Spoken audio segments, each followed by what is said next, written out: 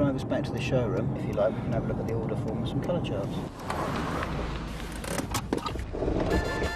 We all remember the SKODA adverts from the late 1990s. They were brilliant, self-deprecating masterpieces that played on the joke SKODA built rubbish cars. I'm afraid some little vandal has stuck a SKODA badge on the front of it, sir.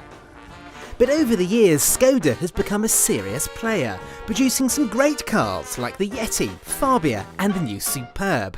They can even turn out a pretty good hot hatch with the Octavia VRS. But here's the biggest joke of them all. SKODA thinks it can build a large family SUV. A large family SUV? SKODA? It's funny because the large family SUV is easily the car of the moment. To be a winner in this part of the market, you have to build a practical and roomy car. It needs to be economical to run and cheap to buy, but it also needs to be a little bit desirable. This is SKODA's take on the formula. It's called the Kodiak and it arrives in showrooms in April. But we should really all stop laughing because judging by SKODA's recent form, this has the potential to be best in class. So I think it's about time that we pulled over to see what's what.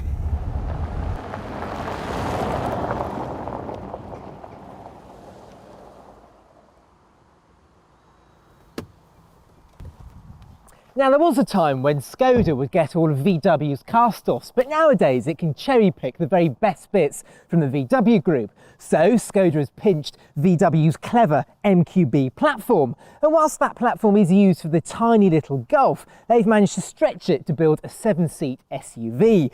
In terms of size, it's virtually identical to the Kia Sorento and the Hyundai Santa Fe, and it's longer than the Land Rover Discovery Sport. Oh, and if you think this car looks absolutely massive, it's actually shorter than the SKODA Superb.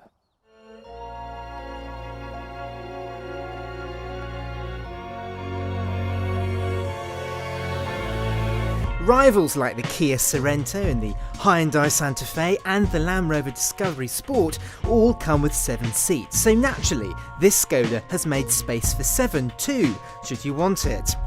Basic Kodiaks come with 5 seats and there's a massive well-shaped boot.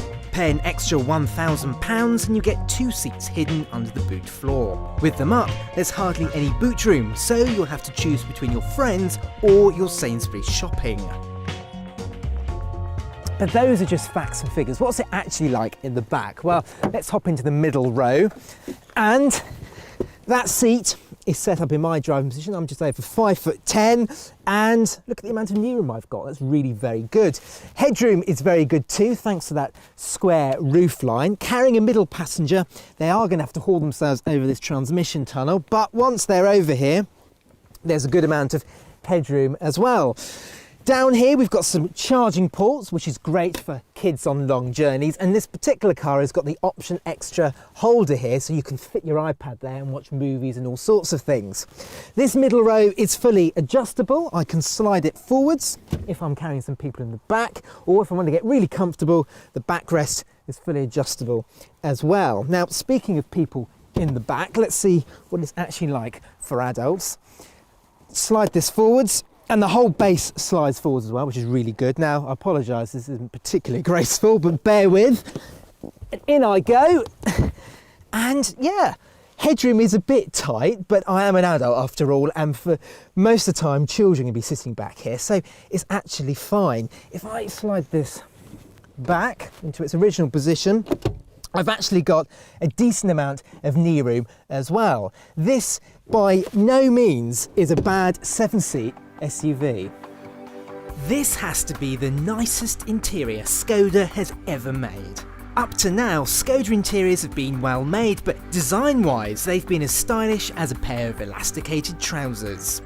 In here, everything is still well made, and there's some great kit.